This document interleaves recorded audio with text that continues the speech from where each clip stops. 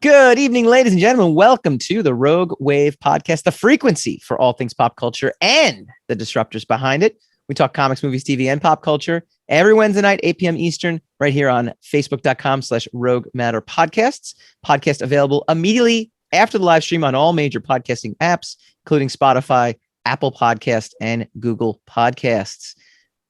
Join the movement. Go Rogue, roguematter.com.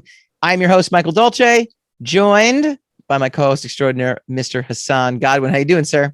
How do you be a co-host extraordinaire? Like, what is extraordinaire about? Is it You just show up. Oh, You're here. all right then. Okay. Consistency. Well, let's see. That's a low bar. I could deal with a low bar. I could do it. I could do low bar real easily.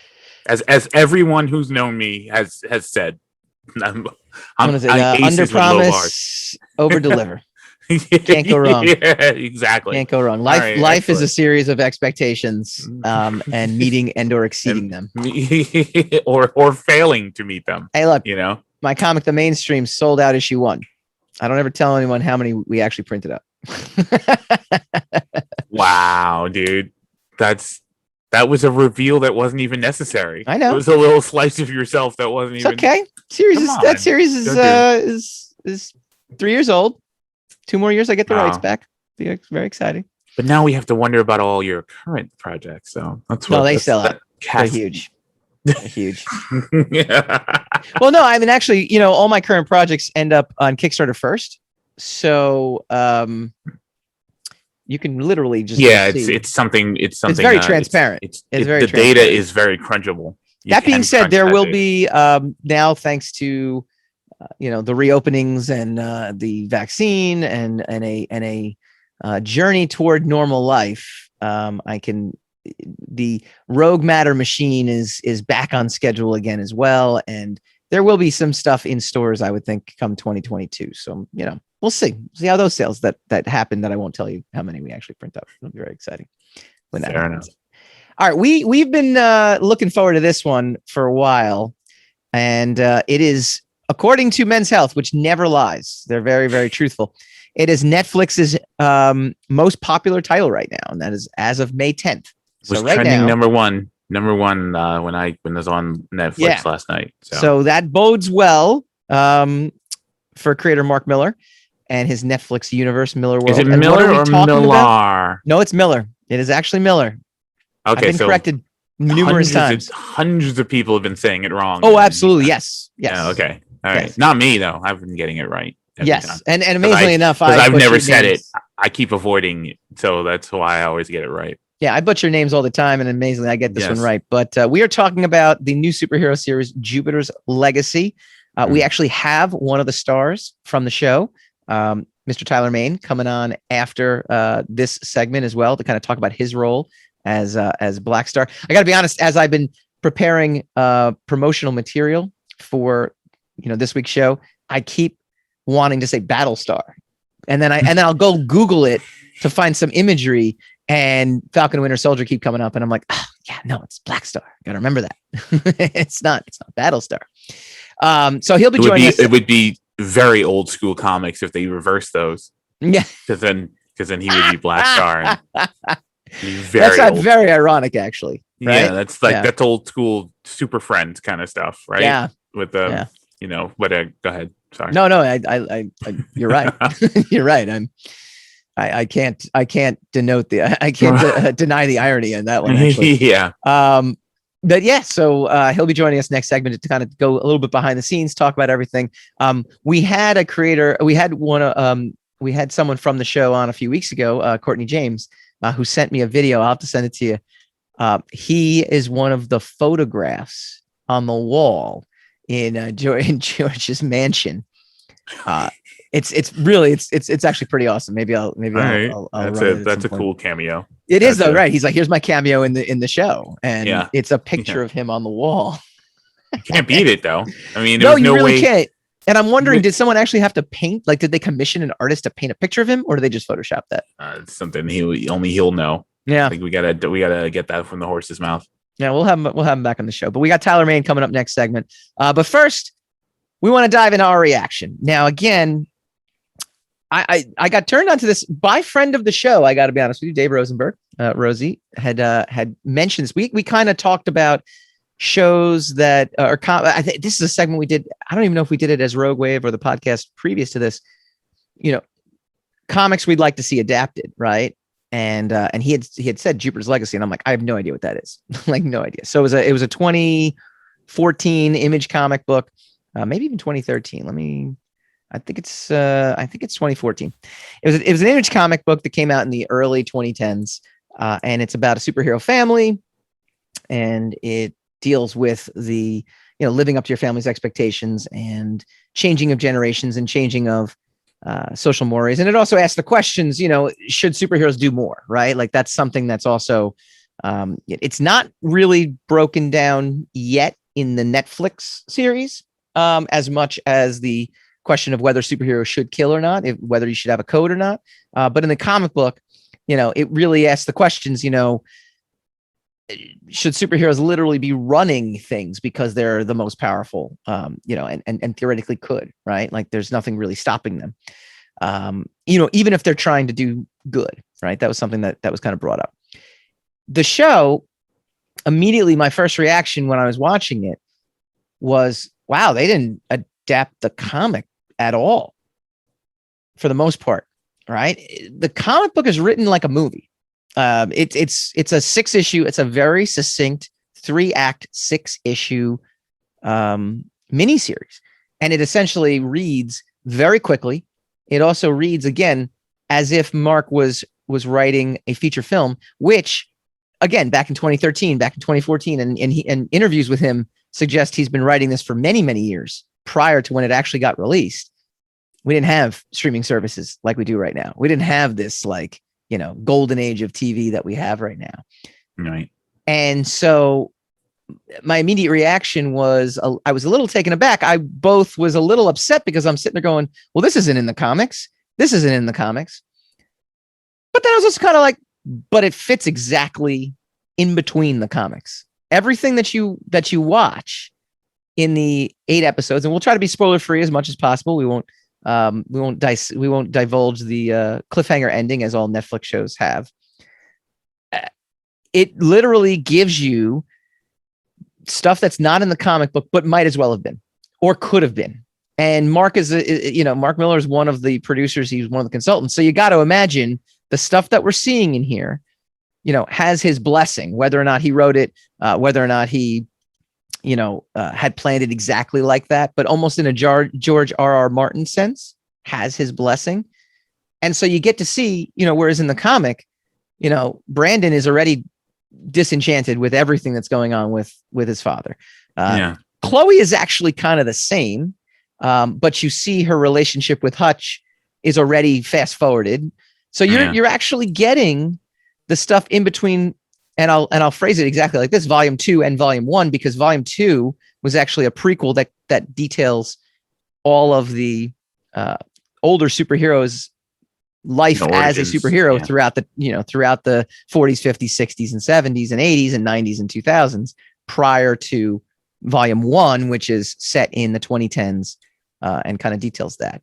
So it took me a second to kind of just embrace that we're getting stuff we never got in the comics, but I also think it's its own undoing, in the sense that I'm waiting for reveals that I know are going to happen.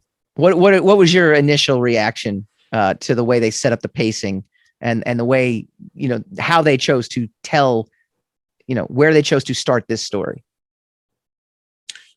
I had somewhat the same reaction as you, because I know that the story is very different.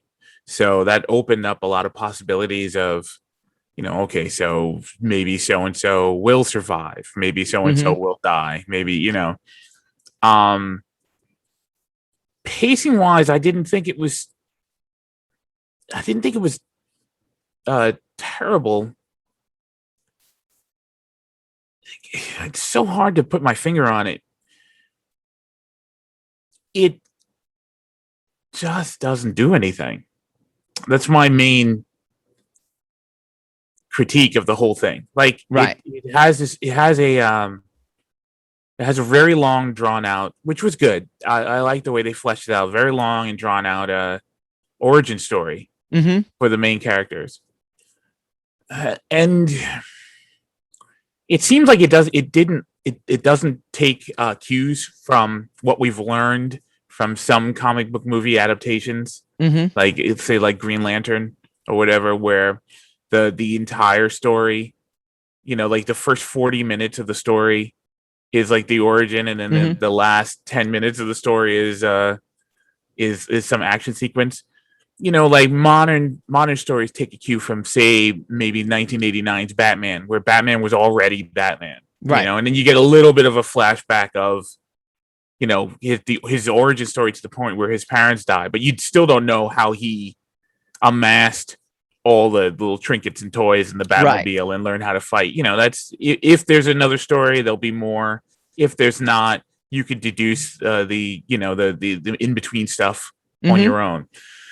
So like this one kind of does both. It kind of starts it off right in the beginning where there are superheroes and they already have their powers, but then it starts to elaborate on where they got their powers from. Yeah. But it takes a long time to get to that stuff. Yeah. And there's a lot of pathology that goes on, especially in the 1920s with the 1920s stock market crash that ultimately killed Sheldon's father. Yep. But it doesn't really emotionally pay any of that off. It just kind of tells you, that these guys are scarred in some ways. Right. These guys are psychologically scarred. There's a strain in relationships. But because we don't really get to see them in action in the contemporary time, you don't really see how any of those threads are paying off. You know, you get, they are really two separate storylines. Yeah, totally. And they don't kind of tie together very well. And, it's of course, well, that's for future seasons to elaborate on. Right. But, I just watched 8 hours of this stuff, and, whereas I didn't have a terrible time watching it. I didn't think it was a waste of time. I didn't dislike it. I didn't strongly dislike it. Right. But it's a superhero story with its own version of Justice League. Right. And there's not a lot of stuff that happens. Also, it kind of refuses to introduce us to any of the new superheroes. It doesn't tell us who they are until they get killed. Right. It doesn't set up the stakes. It doesn't, like, there's no sequence where they're all sitting around the round table and the younger ones are arguing, hey, it's kind of rough out there. We gotta kind of alter the parameters of our mission statement, right? And it doesn't do that. So you'll see a superhero come out. One of them in the best sequence in the entire series, which is the Black Star sequence. You see the stakes. Yeah. You see the stakes. You see, like, kind of a Clash of the Titans kind of situation. But that's the only really big sequence you have in the story. So, the trailer, I remember seeing that trailer when we reviewed it a couple of weeks ago. And I remember it being like, wow, this looks really interesting. Like, really looks like they nailed the source material. They leaned into it with the costumes. They leaned into it with with Sheldon looks exactly like he did, they called him Santa Claus Superman in the show. So it's just I have a weird reaction to it. I have I don't know how I feel about it. That's where I'm coming out to it. What's interesting about this series in comparison to, let's say, The Boys and Invincible, which is stuff that there's a lot of superhero stuff in the market, first of all, right? There's a lot of superhero stuff in, even just take the Zack Snyder Justice League, right? That's essentially a long streaming series as well in and of itself, right? And then you have Invincible, the cartoon show, and then you have the Boys. The Boys and Invincible, less Invincible. Invincible's more like Jupiter's Legacy. The Boys is a parody of superheroes. This, you think on the surface, is a parody because it has its own Superman and its own Wonder Woman, and it's kind of a mix between like Justice League and Fantastic Four because you have like the first family and things like that. But it's actually a real straightforward superhero story. And that's something that, was interesting about reading the comics, because when you read that first volume, it automatically assumes you know and read superhero comics, right? So you already know who this guy is. This is the Superman. This is this.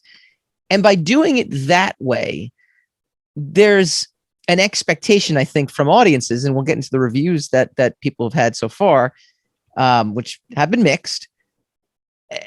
People are, I think, assuming we're going to get an offbeat take on the superhero mythos. We're going to get, this is the version of Superman, because they're going to tell it in a completely different way. And it's like, no, they basically just told you a Superman story if he happened to get married and have kids. That's essentially what it is. Getting back to the earlier point, though, about to me, the most interesting part of the show was the island. And in the comics, he opens up immediately with the island, right? And they don't get into any of this, that he's seeing his father, that he's kind of crazy. They actually say like, well, when Sheldon says something, we follow him. It was almost like that's the, in the comics, because how else is he going to explain all this stuff, right? So again, kind of neat to see all the events leading up to it, that it wasn't just so much as when Sheldon says we go, and tweaking some of the characters, like Flare and Blue Bolt, like tweaking them and tweaking their origins and where they come from. Again, I suppose so, but I mean, I don't know if there was a reason for us to know that Sky Fox prefers like 78 different kinds of hard-boiled eggs. Yeah, that's true. There are certain things that it really indulged in. Yeah, that just don't. That seem like padding. It was like, remember the cartoon adaptation of The Killing Joke? Okay, yeah. Remember, like the love story between Batgirl and Batman. Yes. That. Oh yes, yes. And it was like, why? Like this doesn't add anything to the story at all. Right. It doesn't change. In fact, it makes Batman look even more sketchy because he doesn't do anything to the Joker at the end, because we know how the story ends. Right. So if it's not going to go any further than that, it's not going to be like the ultimate showdown between Batman and the Joker. Right. So if he has an ambiguous relationship with Batgirl, you can understand the complexity of the situation. Mm-hmm. And he goes to try to get this guy off the street, but he's going to follow his Bat code. But because they threw a potential romance in there, mm-hmm. now he just comes off as cold. Yeah. So it's like this didn't serve its purpose. It actually made the source material more ambiguous, less fleshed out, more, it made it more questionable, mm-hmm. right? It added more questions to it. It betrayed the complexity of it, because the complexity of the relationship between Batman and the Joker is pretty much the driving force behind that rivalry mm-hmm. between them. But then it's like, well, does he love the Joker more? Like all the conclusions become weird. Instead of this is complicated, it just becomes really strange. Right. So it's kind of the same with Jupiter's Legacy, where the stuff that they did flesh out doesn't really pay off. Like you get a rivalry between Sheldon and the woman who would eventually become Grace, his wife, mm-hmm. Grace. But there's no hints of the romance between them as they travel, right? In fact, it starts out Sheldon has a completely different wife, right? He loses the wife because he's starting to go skizzy, right? But they don't really sow seeds of them having a romance, right? They overbuild George and his brother. I forget his brother's name. Walt. Walt. Oh no, sorry, no. Yeah, Walt. Yeah. They overbuild that rivalry because it wasn't. First of all, it wasn't really hinted at, because it seemed like George was just a family friend who just came around every now and then. And then suddenly they don't like each other to the point where they can't even get their powers until they reconcile. It's like, well, where did that even come from? Yeah. Where did this, and why is George in the mix so much that it's affecting Walt so much? Yeah. That he can't reconcile with it. So there are things about it, even though they add the padding to it. All the fleshed out information just ask more questions, and they don't even hint at answering any of those questions. Yeah, and that's 8 the part, episodes. That's the part that kills me too, because as a fan of the comic, I know the answers to some of these questions, but I don't disagree with you at all. And it's weird the way they decided. Again, going back to the original point that I opened the show with, it was a dubious choice to fill in the blanks of something, to where in the original comic, imagine they opened up that they're on the island. Imagine they're opening up, like, imagine they started the show with them, guns pointed at each other, rain batting down on them, and then in through the clearing, and they see the island, then it flashes forward to them being a superhero. Then there's like this endpoint coming, because it's directly tied together. The comic does that. You get the sense of like, wow, they get to this cool island and there's this cool stuff happening, and it's more forced. It's a more deliberate, execution, only because, again, it was only 6 issues. So they kind of, had to press the point, but you kind of get all that stuff, and you get the rivalry, you get all this other stuff that, to your point, doesn't get fleshed out in the way they decided to do this. Yeah, and it just leaves questions, but then they don't fill those holes with other things. Like, say if there was rip roaring action in it, and I'm not even calling for action. I'm not even an action hawk. Like, there's not even any car chases in this story. It sucks. I'm not even saying that, but I mean, say they filled the blanks with events, with eventful things, other than people talking about the code. You're supposed to feel that. Like, you've got to show us how rough the world is, and how the younger superheroes are having a hard time living up to the code. You got to show us that. You can't just keep telling us we're having a hard time living up to this code, and then every now and then one of them gets killed, but you don't even see the action that got them killed, mostly. Yeah. And so you're like, I don't even know why. Yeah. This is is this the way it's always been, or is it just getting this bad? Right. It didn't really set that up. Now, to be fair, in the comics, they don't set it up either. They really don't. And to the show's credit, we actually get a bigger sense of Brandon's role and how he is shaping up in the series rather than the comics. In the comics, you're just basically kind of like, he's already sorry. Well, that'll bring us to the point that the comic's not really well told either. You're supposed to show, not tell, right? It's all telling. It's all saying, this and that. It's especially in a comic book. You don't have a budget in a comic book, right? You can show us everything. You don't have to cut corners. Frank Quitely's very expensive, though. He's a very expensive artist. Very slow too. He doesn't deliver a lot of limited amount. But no, I agree. I agree in that sense of the comic seemed rushed, but at least what it did was give you, I think, more establishing points more than what the show did, through 8 episodes, even though it could have, because it chose to give you all the stuff that leads up to it. So, that one's pretty fascinating to me. All right. Fair enough. But, so. I mean, I said my piece on it, Let me ask you another question too. One thing I did like is you get to go deeper into Hutch. Again, he really didn't get a lot of screen time in the comic, right? Or panel time in the comic. But his relationship with Chloe is already established. You're already well, well kind of versed at that. Here you get to really see, the kind of life he leads. And I thought he was, like, for me, one of the breakout characters, like, that I really, like, I enjoyed. Like, anytime he was on screen, I for the most part didn't really sink in as much with the present day storyline with the superheroes as much as I enjoyed the, Sheldon's story, in trying to find the island, because I think the island is one of the, more fascinating elements to the whole origin story. But in the present day, anytime Hutch was on screen, I was like, okay, like I'm glued in to see,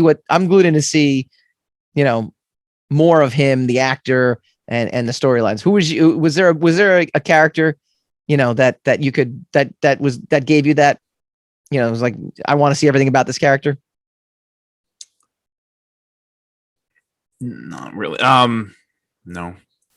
Maybe Sky Fox, and ironically, he wasn't in the show, for the most part. You never see him as a superhero. Yeah. Whether he went good or bad in this particular iteration. You see Hutch, his son, he's constantly looking for him, but you don't, it does, and it's very vague in what happened to Sky Fox, other than he turned on them and became a supervillain. Right. Like it's like Yatsuki, the cartoon, the anime cartoon with the Black Samurai. I felt, as a quick review of that, that the flashbacks that they showed us in the intermix with the contemporary story was a better story. Yeah. So like, hang whatever he's doing now. Show me the story of his origin, because it seems like there was more meat to that story than what we're seeing. This is the same thing with Jupiter's Legacy. Like, I didn't really like the origin story too much, because I thought it dragged on way too long. It didn't get to the point. However, at least all the characters were there. By the time they get their powers and you get to episode 7, and you see them all together, you realize, wait, some of these guys are missing, from all the other stories, all the other episodes prior. So what happened to those guys? And what are their powers? What is their interaction with each other? You went to see, you went through all this trouble with them to see how they interacted with each other to get their powers in the first place. Yep. And then the minute they get their powers, the show ends. Pretty much the show ends. So you're like, all right, I still don't know who most of the Union are. I don't know what their powers in connection with each other are. I don't know. I don't know why the code is important. I understand the morality of the code. I understand it, and like that, as you said, that does put it in a class of its own beyond Invincible and The Boys. That there is a moral code. It doesn't say what if these were the Justice League, but bent. It doesn't really play that trope. It's actually trying to keep that from happening, right? Right. So it does do that, but it doesn't. It really, in my opinion, doesn't lean into anything that could make it exceptional. It doesn't lean into the fact that it's a superhero story. It doesn't lean into the interconnectivity with all the characters to make them all three-dimensional. It doesn't really lean into the Hutch and what's her name's storyline. It does. It advances it more than the comic books did, but it doesn't really.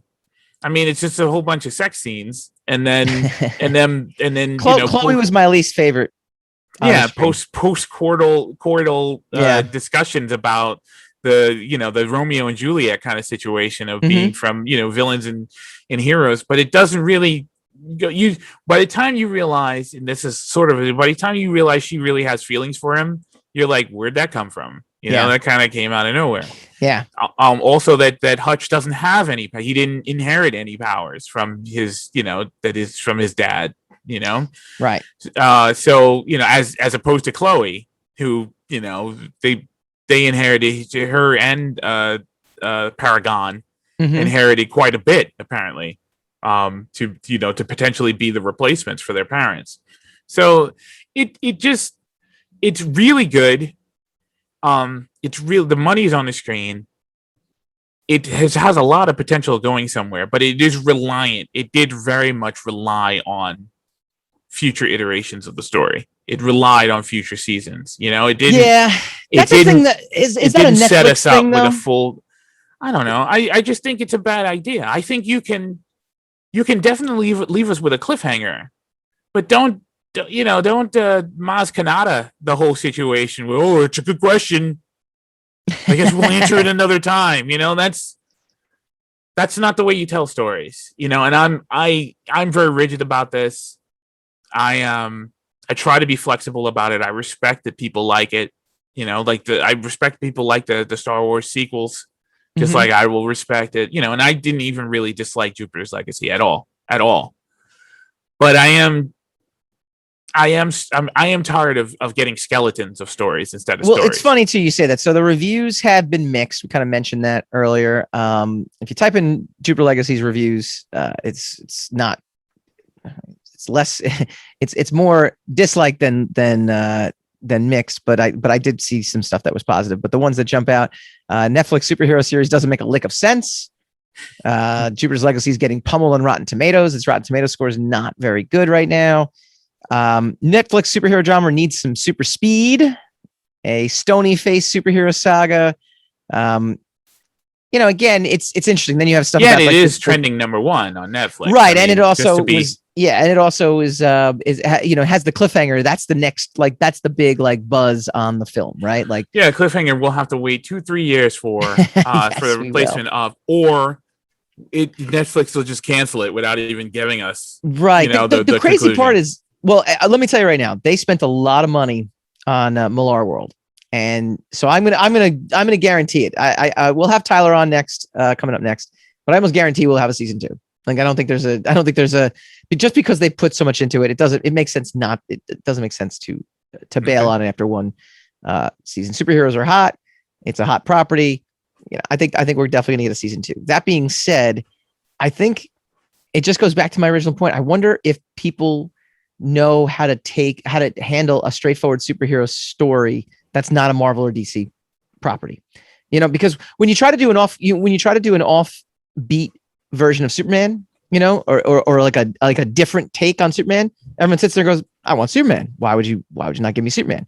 But when you create a Superman clone and set him in a clone universe of the Marvel and DC world, they're like, well, I don't want this to be just like Superman. I want this to be different. You're giving me something different, so give me something different. I almost feel like this. Oh, you're gonna blame the fans for not appreciating what they got? I'm not even saying the fans though. I think because the critics also, are kind of. They could all potentially be fans. I mean, it's the same thing. You're.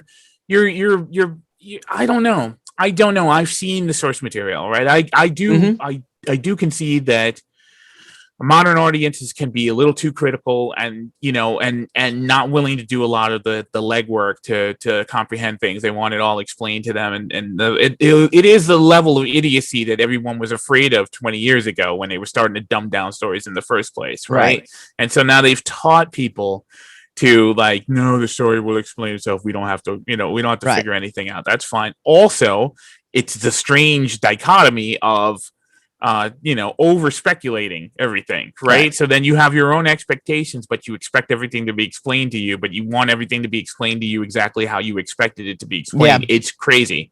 However, it's not a superhero story because the superheroes don't do anything superhero. Correct. So that's why it's like, well, why are we watching these people in these spandex costumes talk to each other in a room with a round table for 8 episodes? I get it. You can do a show like that.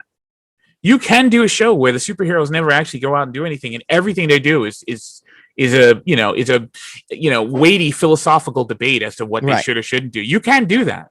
There are movies where God and the devil are just playing chess, and just talking about things. It can be done. It's been done. However, you got to make that decision to do that. That's a creative decision. That's a style decision. So you have this situation where you open it up with this really good action sequence, right? And it sort of sets up the stakes really well of how the sequence is resolved is wrong. Everyone's like, you shouldn't have done that. Right. Okay, great. So now we have dual philosophies going on here, or we have opposing philosophy. The son and the father are coming to loggerheads and how things should be. And the father's really hoping that the son is going to take his place and carry on the tradition and the legacy, but the son is faltering in understanding the importance of the morality of that legacy while other things are going on, then you got to lean into that. You got to show us that the world is really rough, and then make it a philosophical debate that the audience has. Like, well, wait a minute. Things are pretty bad, Paragon. Excuse me, Utopian. Things are. You're the utopian, but it's not a utopia, right? So like we gotta up the game a little bit, or say no. It's like the Civil War argument, right? We should be, like Iron Man's like we should be regulated. We should have oversight. And Captain America's that's not freedom. Like those are two opposing ideologies that people can understand.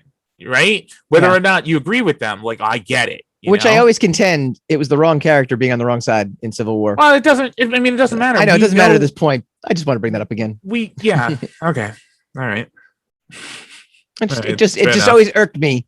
It just always irked me because it always felt like didn't quite feel right. But anyway, I see your point. I raise you a Civil War point. But no, I agree with you. I think it doesn't set up any of the stakes. We don't know what the stakes are. We don't know if the kids are just whining because it would be easier if they could just go out and kill everybody, or if it really is a world that's changed so bad that it's actually costly for them to follow this code. And they've said it, and there are a couple of bodies on the deck. But I mean, then they do other really weird tonal things where like who's the kid with the who gets crushed. You don't even know he died till the funeral, right? In the very beginning. Yeah. No, you knew something bad. I forget. Yeah, but he could do his flame hands and. Yeah, but they're being tongue in cheek about it, and they're being they're arrogant about it. So that doesn't necessarily that belies in storytelling language. That belies negligence on their part. Yeah. That doesn't really say what's it. Well, we're really taking this situation seriously, and we're getting slaughtered for it, right? Yeah, you brought something interesting about that though too that just dawned on me. His appearance, that character, which will go unnamed, he'll be flashy hands for right now. His tone of I'm going to hang back and just let them do it, and then I'll get in for the photo op, was more of the tone of the original comic. That the younger generation. It wasn't a question that like this whole question of whether superheroes should kill and how bad the situation was. That was never asked in the comic.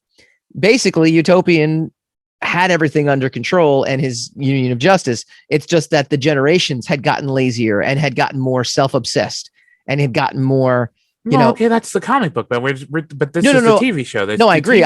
But for a split second with that character and only that character, he had that spirit of what the comic book was. And I actually thought to myself, I'm like, oh, okay, they're going to really go into this now. That's great. But I'm saying like that doesn't fit the tone. That didn't make any sense to the story that they were trying to tell. Agreed. Right? No, agreed.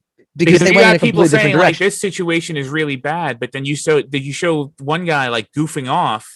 Right. And the situation can't really be that bad, can it? No, I agree with you 100%. But that my point being is when you said that it's different. I understand. It brought it up, and I'm like, wait a minute. You're right. They were going in that direction, or at least it seemed, because it's the very first interaction you get with these superheroes. But I mean, okay, and then they don't do that, and then it goes into what you're saying from the perspective of someone who hasn't read any of the books, though, because that's what 90% of the audience were. Yeah. That's why you can every criticism I've given you about it, you've been like, well, in the comic books they explain this and that. Right. It's not, you can't. No, I agree. I know. It's tough too, because I really enjoyed the comics. Like I enjoyed volume 2. It, but I think even more than volume 1. I think they're biasing your ability to not you, it's yourself. But I mean, you might. No, I am confident enough in my own skin. I'm comfortable in my own skin to say I don't know if reading the comic books has been a detriment or a positive. For me, for the leading up to the island, I was like, this is actually really cool, because I thought the island was really cool, but I knew they were getting an island. Like I knew exactly where he was going. He made a pit stop in Kansas. I didn't see that coming. I didn't see Kurtwood Smith, famous That 70s Show actor, taking a dramatic turn, and I'm not, and it felt very horror movie-ish when he's down in the basement, and that's what I'm saying. All the offshoots, all the side quests and away missions and whatever. they just didn't amount to anything. Like they didn't come together to make sense. Like, I agree. That's why you did that, or that's why you made this other. It seemed like padding. It seems like we need 8 episodes. Yeah. So how do we flesh this out into 8 episodes? And I'm starting to discover in my own work, like there's a lot of this stuff is superfluous. We don't need it. We don't need it. We don't need it. So to me, it's a slow burn that doesn't need to be slow. And it's a slow burn to get to some place where where it doesn't really resolve itself. So it's like, it's slowly burning, it burns itself out. So you're waiting the whole series for the house to catch fire, and then someone comes at the last minute and pours a bucket of water on it. And you're like, wow, I just spent 8 hours watching a smolder that someone just kind of stamps out. Yeah. And, I don't know. There was a chance for it to really do something really different and it to become the breakout, the standout. It's kind of like the first season of the Umbrella Academy, where it got so into the weeds of who these characters were on a personal level and how tough it is to be legacy kids who grew up like with a mission, and it just ruined their childhood. They just made them completely incapable of being authentic human beings on their own without. But then it never leans into the comic book aspect of it. Not until season 2. You didn't get like the notion that the Umbrella Academy was a team until mostly the second season, which I enjoyed a lot more than the first season personally. Yeah. So maybe that's what's going to end up happening, right? I mean, by now we're and again, I'm going to reference the comic. I can't help it. Like I can't help it. To me, they're so intertwined. The end of the season, without any giving away too many spoilers, is now more aligned as to where the first volume of the comic starts. So it'll be interesting to see that at this point now, we are armed. I don't know why you would take the millions of dollars that you spent on this to do a prequel that doesn't do anything, just to lead into the source material that you have. It's very strange to me. It is. And again, we started the show talking about that, and we'll end the segment talking about that too. What did you guys think? Are you on board for season 2? Did you love it? Did you hate it? Did you want better special effects? That was a gripe online a lot, apparently. Meh. Give us your feedback in the Facebook comments. We will comment back. When we come back, we do get to welcome one of the stars of the show, Tyler Mane. He'll join us. He played Black Star. He'll give us the behind the scenes look into filming the show, what he thought of it when all was said and done. And we will definitely compliment him because that opening sequence was pretty darn awesome when we come back.